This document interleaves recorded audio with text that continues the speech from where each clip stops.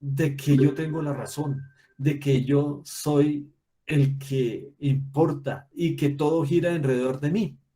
Y es uno de los problemas que hoy en día sufre la humanidad y se encuentran en todas partes. Las personas autoritarias se encuentran en todas partes, en las universidades, sobre todo la mayoría de los jóvenes hoy en día creen que saben por despliegue de conocimiento que llegan pensando que lleguen a adquirir cuando salen y lo que pasa es que eso les está afectando la salud sin darse cuenta. Así que él expuso unas características de estas personas que son autoritarias, que podemos estar nosotros cayendo ahí, ¿no es cierto? Y dice, dificultad para reconocer los errores, dificultad para aceptar críticas, defensa radical, y luego empezamos a exponer por qué nos defendemos, ¿no? Dificultad para ponernos en el lugar de la otra persona. Entonces dice, hay que tener cuidado con estos, digámoslo así, trastornos, síntomas o, digamos, conductas que de pronto llegamos a asumir en un momento dado. Entonces, él dice que hay que tener mucho cuidado con estas características que no son saludables, no son para nada saludables y van a perturbar nuestra tranquilidad, nuestra paz y nuestro sosiego. Entonces, él aconseja, relájese y reflexione. Es lo que dice él. Relájese y sea más reflexivo, ¿sí?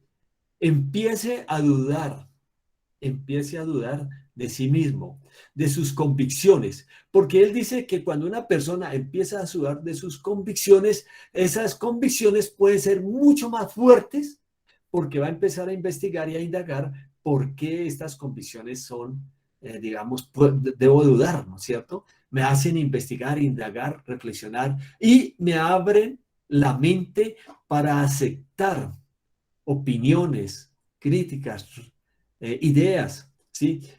O algo otras reflexiones. Entonces, qué importante es que nuestra mente sea una mente abierta y reflexiva. Eso nos va a ayudar a, si dudamos a darnos cuenta de que nuestra sabiduría es una gota en un océano y nos va a ayudar a abrir nuestra mente a indagar. Y como decía ahorita Jair, ¿no es cierto? Debemos pedir la ayuda de Dios. No debemos creernos todo. Cuando venga el zarandeo o las pruebas, vamos a estar firmes porque hemos aprendido a dudar de nosotros mismos, de nuestras capacidades, de nuestros talentos. El Señor dijo en su palabra, mis pensamientos no son vuestros pensamientos, ni mis caminos son vuestros caminos. Como son más altos los cielos que la tierra, así son mis pensamientos más que vuestros pensamientos. Eso el Señor quiere colocarnos, desear que aprendamos a ser humildes, humildes y aprender a recibir y a esperar en Dios. Y saben, vamos a estar más tranquilos, porque cuando alguien nos critica, nos controla o se opone a lo que yo creo, pues eso va a causar en mi sistema nervioso, me va a trasnochar, me va a poner incómodo, me va a amargar y me va a poner en contra de todas las personas y me pone a la defensiva y voy a vivir una vida intranquila, ¿cierto? Que a la larga me va a enfermar el sistema nervioso. Así que mmm, la recomendación es dudar y más bien preguntar al Señor Jesús. Dame la sabiduría, ayúdame a entender. Dame, Señor, sensibilidad y permita que mi mente esté abierta a lo que tú quieras, ¿cierto? Para que yo pueda vivir en paz y tranquilo. Es una de las recomendaciones que da este doctor, psiquiatra, ¿cierto? Es un trastorno de pronto muy pequeño, pero puede convertirse en un problema, porque puedo desestabilizar amigos, universidades, empresas, colegios, bueno, puedes estabilizar a muchas otras personas y me hacen malestar con muchas otras personas. Viva tranquilo, sea reflexivo, es lo que Dios quiere de nosotros. Señor nos bendiga. Bien, esto era lo que quería compartir, ¿no? El trastorno autoritarismo, trastorno que todos lo tenemos y no nos damos cuenta.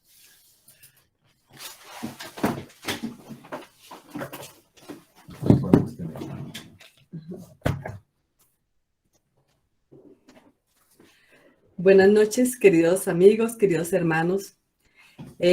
Vamos a tener un tema importante, vital, que el Espíritu Santo nos ayude a poderlo entender como debe ser entendido y ponerlo en práctica especialmente.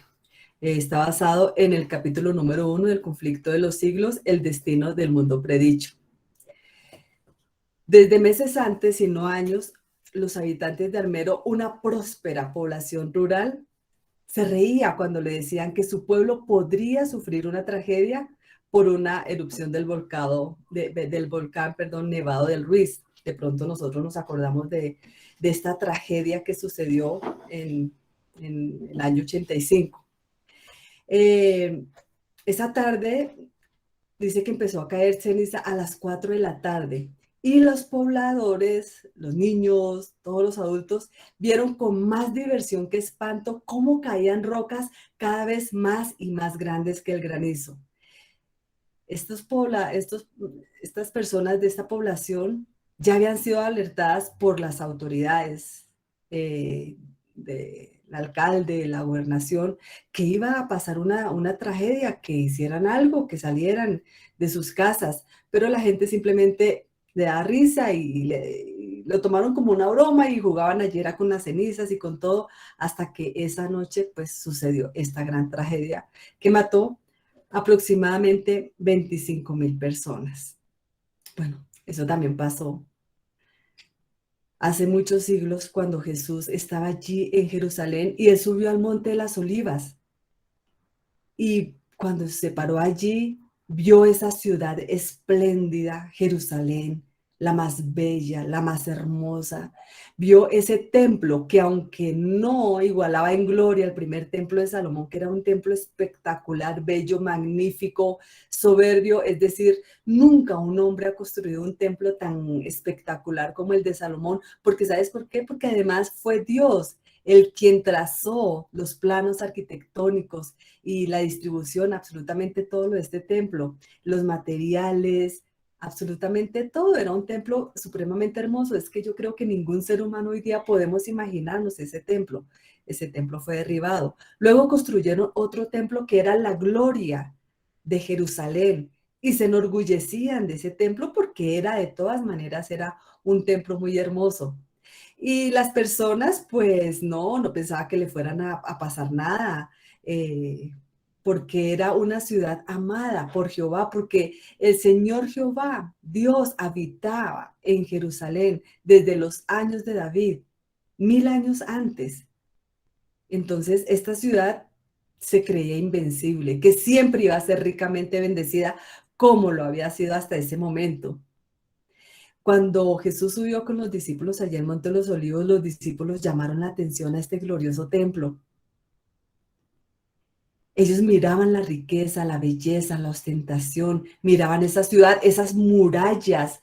Todas las ciudades eran amuralladas en ese entonces para protegerse de sus enemigos invasores. Y le llamaron la atención a esas murallas, a absolutamente todo. Pero Jesús no estaba mirando eso. Jesús empezó a llorar y lloraba con un sentimiento, pero no eran sentimientos o no era una emoción de ver esa ciudad, y tampoco lloraba porque él ya veía el Getsemaní, ya veía ver cómo lo iban a torturar, a maltratar, lo iban a vender, cómo todo lo que iba a pasar.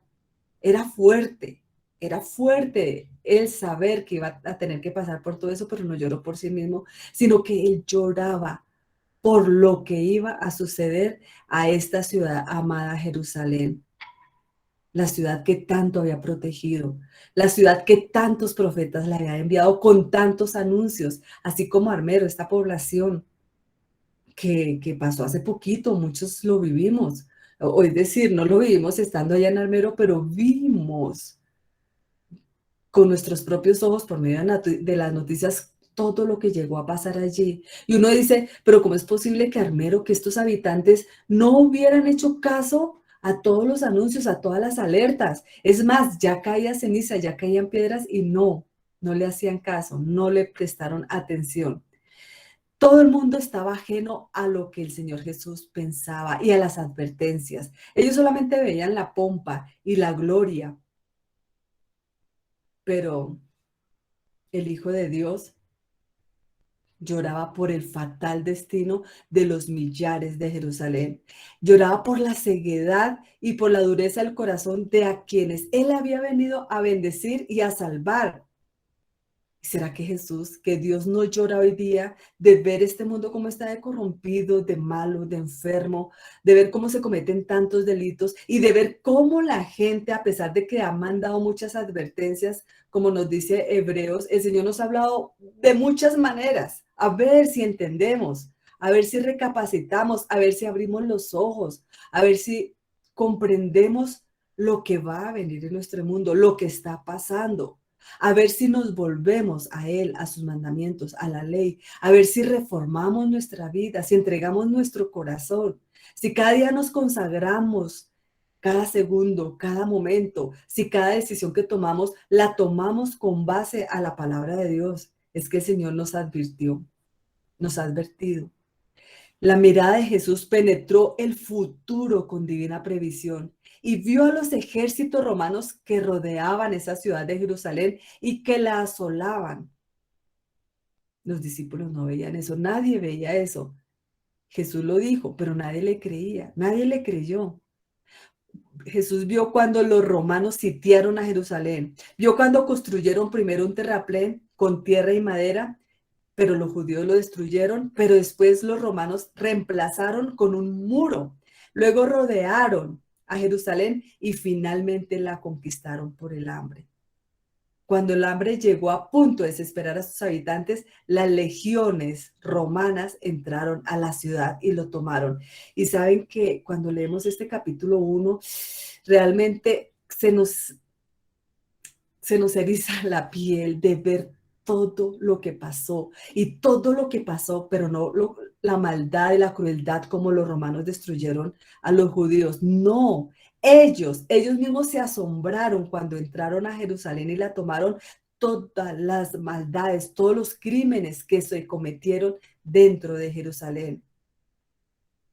Es que una vez que el enemigo se posesiona de las mentes humanas, el hombre, el ser humano, se vuelve, bueno, un demonio. No podemos decir con un animal porque sería una ofensa contra los animales que son tan nobles.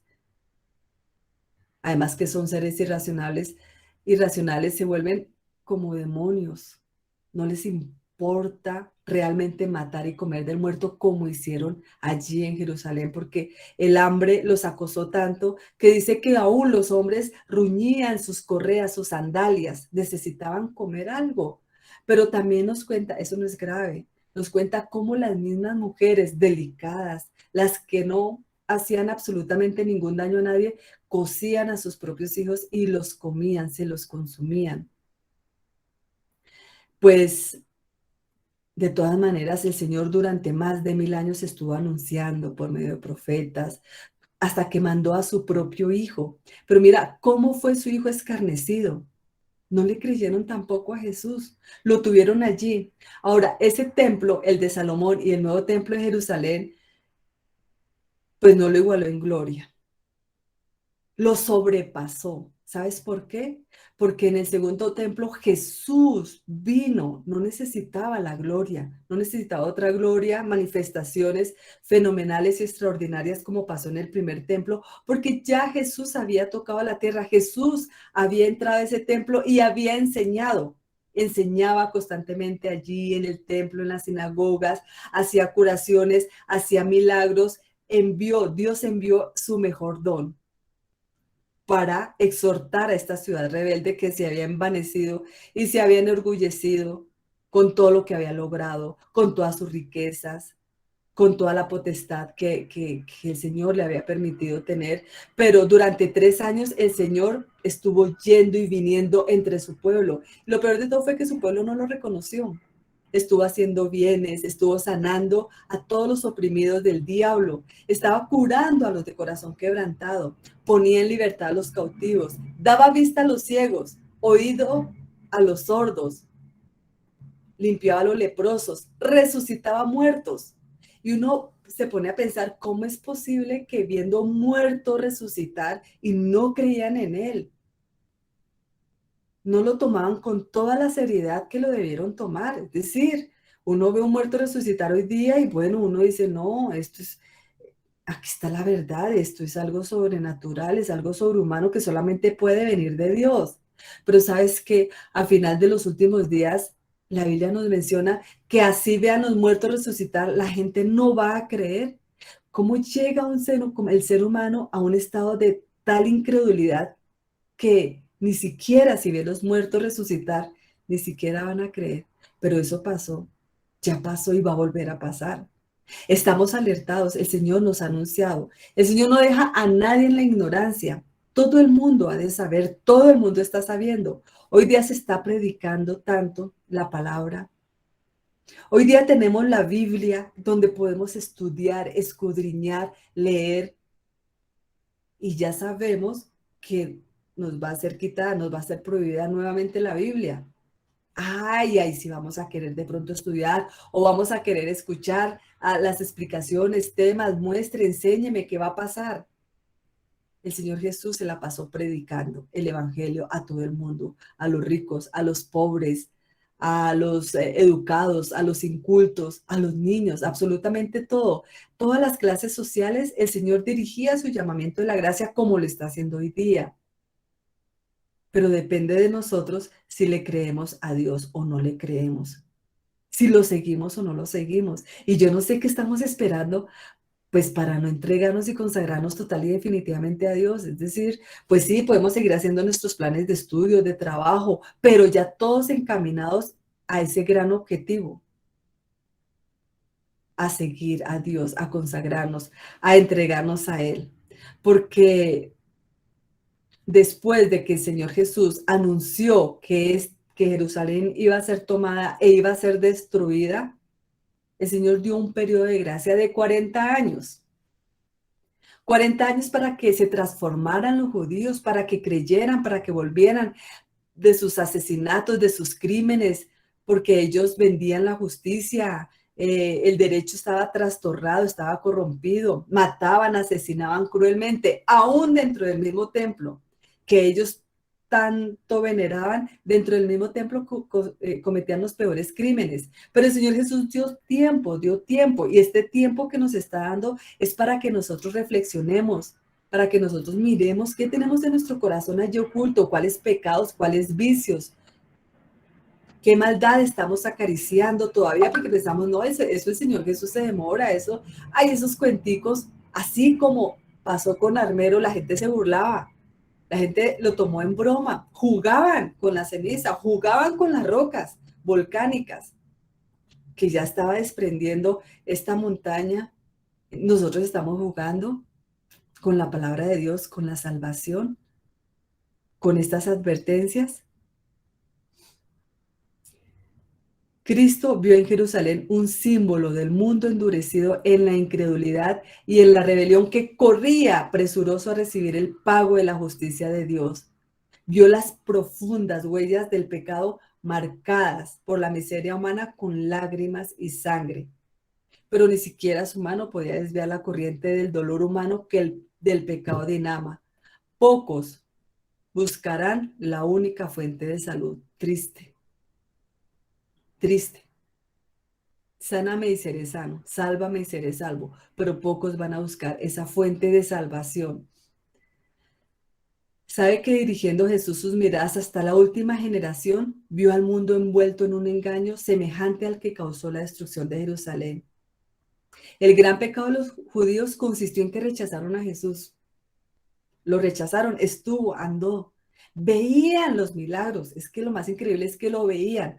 Hoy día nosotros esos milagros fenomenales pues no los vemos, los leemos, claro, y creemos en eso. Pero es que ellos estaban ahí caminando, viéndolo, viendo la magnificencia de su presencia, de cómo hablaba, de cómo oraba, de cómo respondía a los insultos.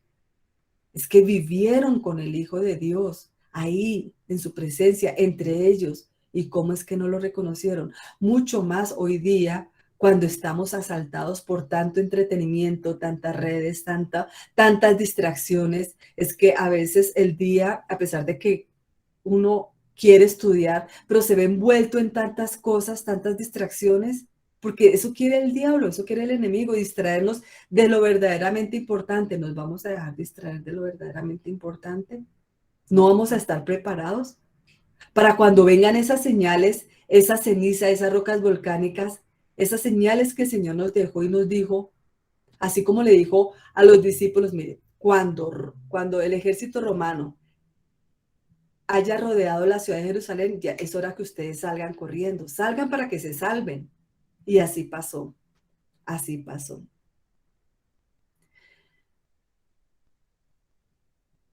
Nos dice allí el conflicto de los siglos que Jesús declaró a los discípulos todos los castigos que iban a caer, y especialmente los que deberían sufrir por haber rechazado y crucificado al Mesías.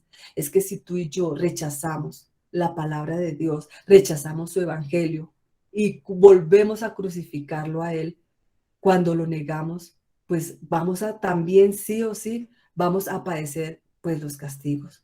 Solamente los cristianos, los cristianos, los que seguían a Jesús, ninguno de ellos murió. De resto, absolutamente todos murieron.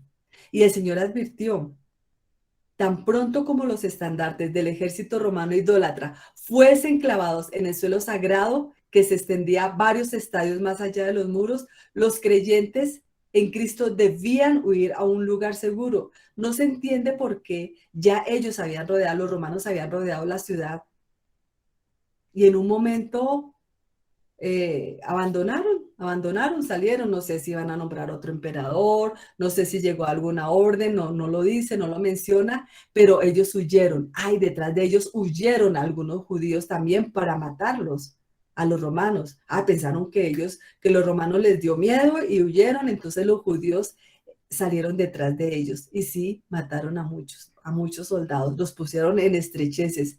¿Cuántos se vieron los soldados de la retaguardia para poder huir? Y murieron muchísimos? Pero en ese momento, cuando no había ninguno de los enemigos, porque ambos eran enemigos, tanto los romanos como los judíos, porque los judíos odiaban a los cristianos.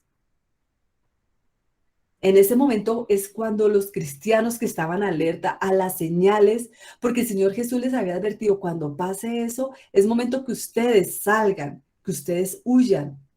Ellos estaban alertos a las profecías, a la palabra de Dios, estaban en oración y supieron cuándo debían huir. Tú y yo sabemos cuándo tenemos que huir. Nosotros sabemos que las ciudades van a ser sitiadas.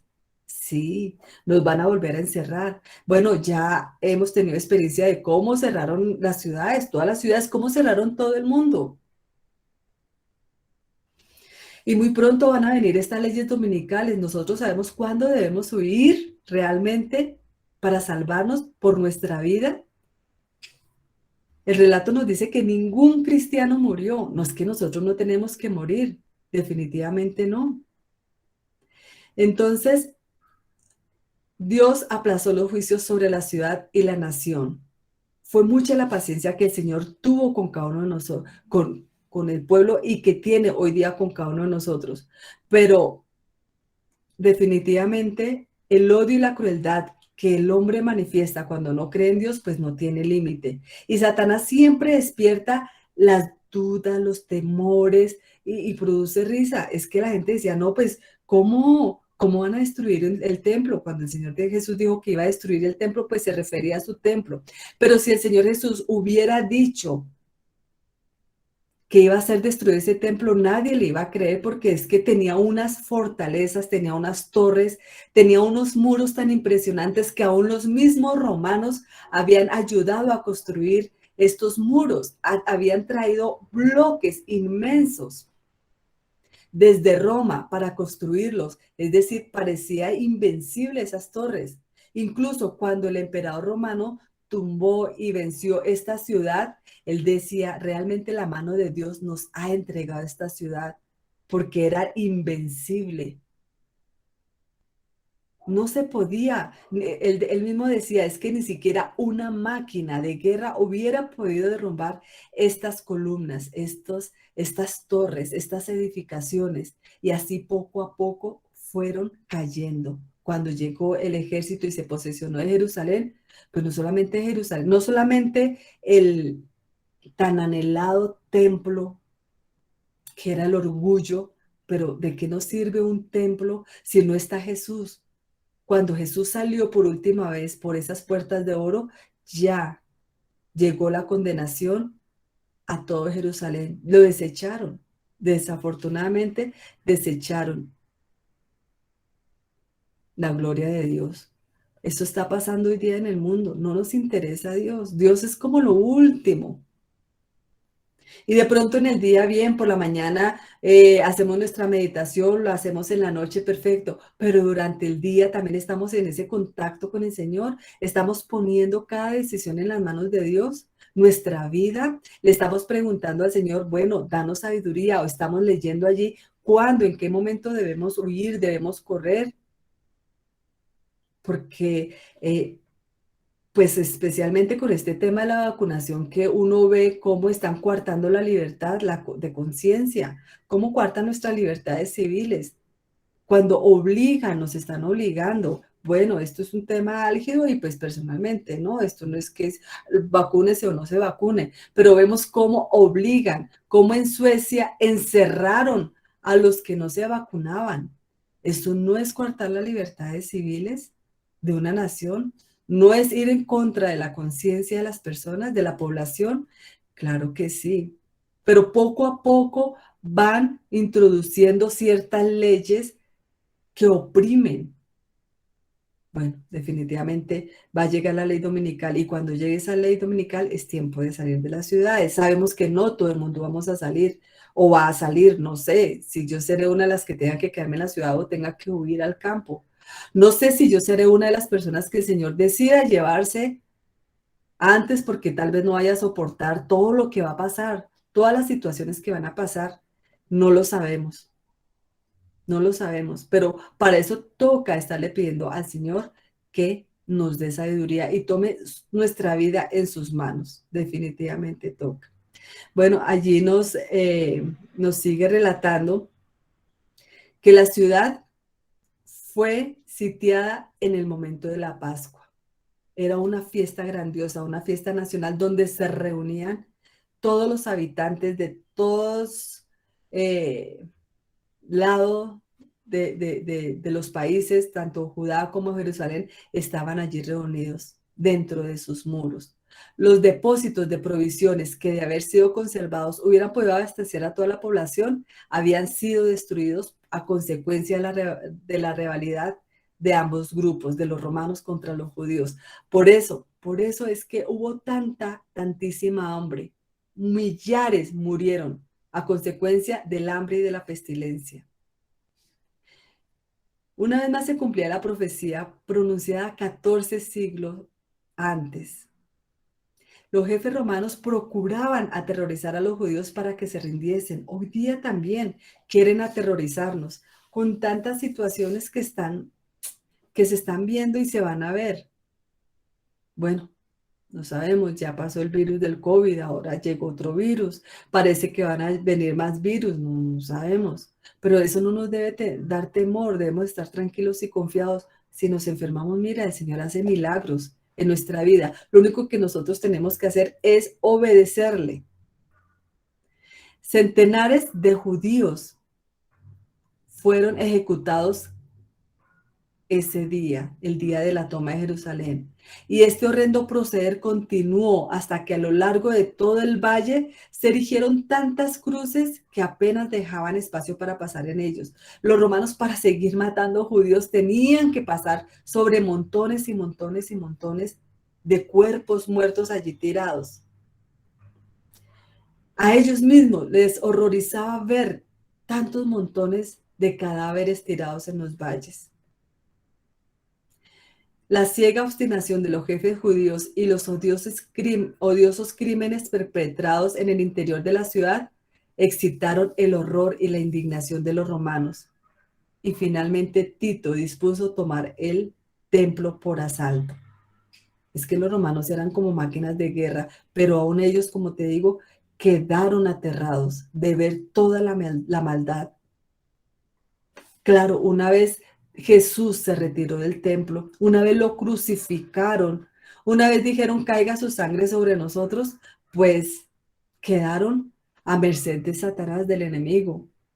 Y el mismo conflicto de los siglos nos dice que si al enemigo, a Satanás, se le diera permiso, nos destruiría, nos mataría contra las paredes, contra rocas, es decir, haría atrocidades con nosotros, atrocidades como ha hecho mucha gente, muchos seres humanos.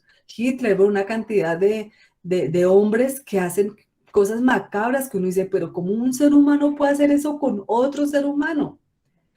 Eso es demoníaco y es que el Satanás quiere destruirnos tanto así o más, pero Dios todavía retiene su misericordia sobre nosotros, porque necesita que nos convirtamos, que nos convenzamos realmente, y no solamente nosotros y nuestra familia, sino que hablemos estas verdades a otras personas. ¿No van a creer? No, seguramente muchos no van a creer. ¿Se van a burlar? Seguramente sí, pero no es tarea nuestra convencer ni convertir, sino es tarea del Espíritu Santo, pero sí es tarea nuestra testificar, hablar, enseñar, amonestar, exhortar.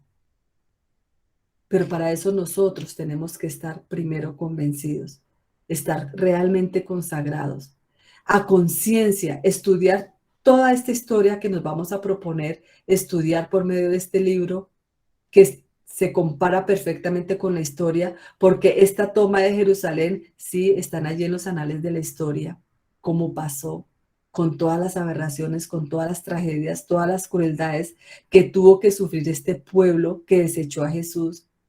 Y está allí, esta historia es para que nosotros no la repitamos, sino para que nosotros hagamos caso a esas alertas, a esas señales que el Señor nos ha dado. El mismo Señor Jesús, los mismos profetas, la misma Biblia de pasta a pasta, nos están alertando del peligro inminente al cual podemos estar expuestos.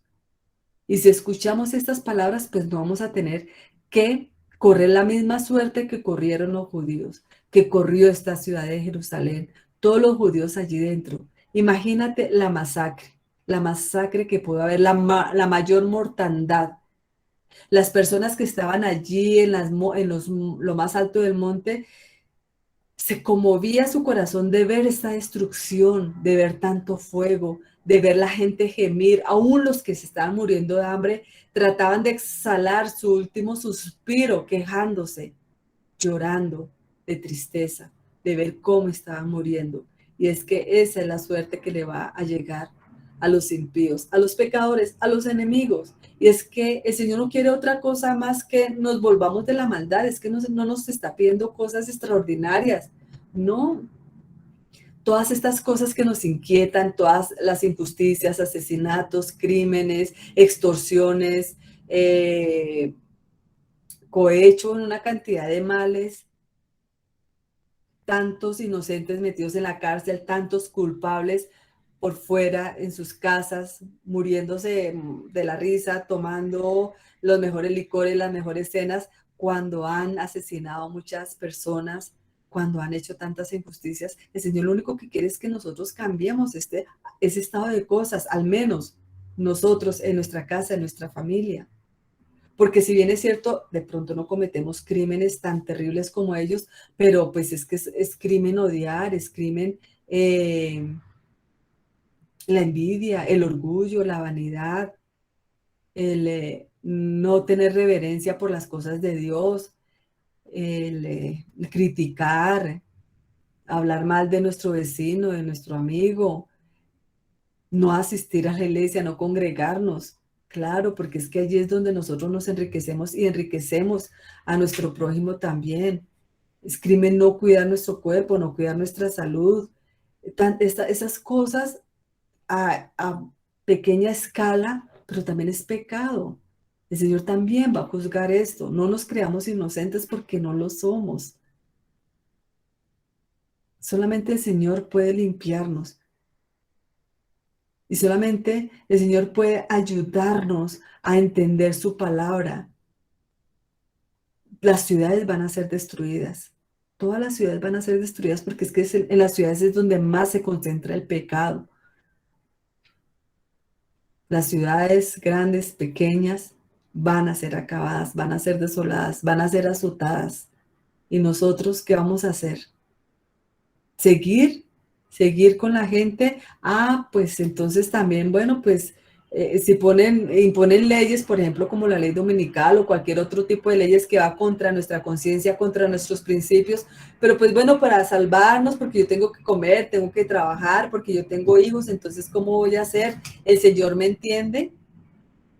No, no podemos vender nuestros principios a ningún costo. Tenemos que estar fieles y firmes, porque el que piensa ganar su vida la perderá. El que piensa salvarse se va a perder. Entonces nosotros tenemos que decir como Daniel, como Esther, y si he de morir, pues moriré, no importa. Esta es una muerte temporal, pero vamos a tener la vida eterna. Y no vamos a pasar y a sufrir tantas angustias y esta muerte cruel que de pronto, en algún momento, pues sí, vamos a ser ultrajados, de pronto azotados, de pronto nos van a meter a la cárcel por ser cristianos, porque eso va a llegar, eso va a llegar. Eso ha pasado varias veces en la historia y nos va a volver a pasar. Pero qué tan dispuestos nosotros estamos a sufrir por causa de Cristo, por su nombre. ¿Qué tan dispuestos vamos a estar? ¿Qué tanto queremos hacerlo? ¿Qué tanto valoramos nuestra vida, nuestros bienes, nuestra casa, el apartamento, el carro, el trabajo, la comodidad? ¿Valoramos más eso que a Dios, que a Jesús, que los principios que Él ha establecido en nosotros? Porque fíjate que eso era lo que estaban los discípulos, estaba Jesús allí en el monte, los discípulos estaban mirando una cosa, Jesús estaba mirando otra. ¿Nosotros qué estamos mirando hoy en día? El mundo no está hoy más dispuesto a creer el mensaje dado para este tiempo de lo que estaba en los días de los judíos para recibir el aviso del Salvador respecto a la ruina de Jerusalén. Venga cuando venga, el día de Dios caerá repentinamente sobre los impíos desprevenidos. El día menos pensado, en medio del curso rutinario de la vida, absortos los hombres en los placeres de la vida, en los negocios, en la casa del dinero, cuando los guías religiosos ensalcen el progreso y la ilustración del mundo y los moradores de la tierra se dejen arrullar por una falsa seguridad, entonces, como ladrón que a medianoche penetra en una morada sin custodia, así caerá la inesperada destrucción sobre los desprevenidos y no escaparán. Entonces, Lucas nos dice, cuando vieres todas estas cosas, sabed que cercano está a las puertas. Velemos pues, esa es la amonestación del Señor, porque los que presten atención no van a ser dejados en tinieblas ni sorprendidos por aquel día. Pero los que no quieran velar serán sorprendidos, porque el día del Señor va a venir, sí o sí. Y el Señor ya, muchos querrán salvarse, muchos lo llamarán, muchos gritarán, muchos orarán, pero ya el Señor no va a poder hacer nada. Así como Jesús ya no podía hacer nada. Había hecho todo lo posible el Señor. Dios había hecho todo lo posible hasta que mandó a su propio hijo y a su propio hijo lo mataron. ¿Cuántas veces estamos crucificando nosotros a Jesús diariamente? Sí, tenemos que pedirle perdón a Dios y tenemos que cambiar ya nuestra manera de pensar, pero para cambiarla tenemos que estar imbuidos de la palabra de Dios, imbuidos de su mensaje, de todas estas alertas. Prestémosle atención para que no nos tome por sorpresa la destrucción o la muerte. El enemigo quiere matarnos. Por él fuera moriríamos ya en un accidente, en un terremoto, solamente que el Señor está sosteniendo todavía esos vientos. Pero no por mucho tiempo, se acabará el tiempo, se va a acabar. La invitación es para que nos preparemos a conciencia cada día, cada momento, cada instante. No nos dejemos absorber por negocios, por trabajo. Podemos hacerlo sin dejar de hacer lo otro. Que el Señor nos guarde, nos bendiga, nos dé la capacidad y la sabiduría para leer los tiempos, leer las señales. Y para que en su nombre podamos ser salvos, aunque perdamos la vida aquí en esta tierra, que probablemente puede llegar a pasar o no, no sabemos. El Señor nos guarde y los bendiga. Les voy a pedir el favor que inclinen sus cabezas, o los que se puedan arrodillar, pues lo hagan mucho mejor, mucho mejor. Y vamos a orar, a invocar el nombre del Señor.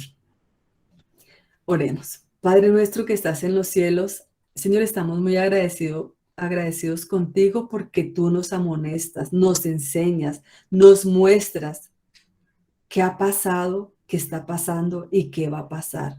Ayúdanos a estar atentos a las alertas, Señor, a no pasarlas por alto, a no burlarnos, a no ignorarlas, a no pensar que eso no es para nosotros, que eso es para por allá 20, 30, 50, 100 años, que todavía no va a pasar nada de eso, que tenemos que disfrutar esta vida, tenemos que disfrutar el trabajo, los hijos, el apartamento, los bienes.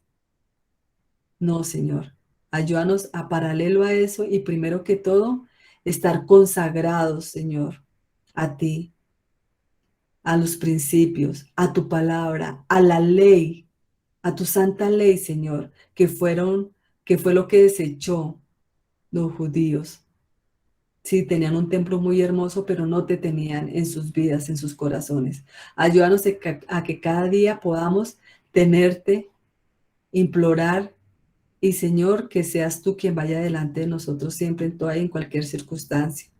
Señor, ha habido una lista grande de nombres de personas que están padeciendo por salud. Los ponemos en tus manos nuevamente para que tú obres en sus cuerpos, en sus mentes, en sus vidas, sus familias que no pierdan la esperanza y que estén acudiendo a ti en oración constante, Señor. Señor, seguimos orando y rogamos que seas tú en el restablecimiento de Aida, Señor. Tú sabes que está enferma con esta gripa. Dale la tranquilidad de que tú vas a tocar su cuerpo, la vas a restaurar. También queremos pedirte por Julián Soto, Señor, que sufrió un accidente. Ya salió de la cirugía, Señor, pero él está y sigue delicado de salud. Queremos rogar por él, por su recuperación pronta y para que su familia también esté tranquila, rogando por él, entregando su vida, Señor, para que él pueda estar restablecido. Por cada una de las personas que están enfermas, presentes o ausentes, por los hogares, por las familias, por ese culto familiar que debemos tener cada noche, por esa oración que tenemos que elevar cada noche por nosotros, por nuestros hijos, por nuestra familia en conversa, para que podamos escuchar tus amonestaciones y exhortaciones, Señor, las podamos tener presente en nuestra vida. Danos un buen sueño, un buen descanso. Ayúdanos, Señor, a prepararnos cada día y cada momento. Rogamos y suplicamos estas bendiciones solamente por los méritos santos de Cristo Jesús. Amén. Amén. Amén. Amén. Queridos hermanos, que pasen una muy buena noche, que el Señor les bendiga, les guarde. Pues queremos comentarle, Jaircito, con tu permiso, las personas que quieran tener el conflicto de los siglos, pues nosotros se los podemos obsequiar con mucho cariño para que podamos tener el tema leído antes y así podamos de pronto entender, porque es que es muy denso el estudio, es muy rico, pero no se puede abarcar todo y pues transmitirlo todo es algo como muy personal que pudiéramos hacer. Entonces los que quieran tener el libro, pues con Jaircito se pueden comunicar, con Aidita, por medio de ellos se los podemos hacer llegar con mucho gusto.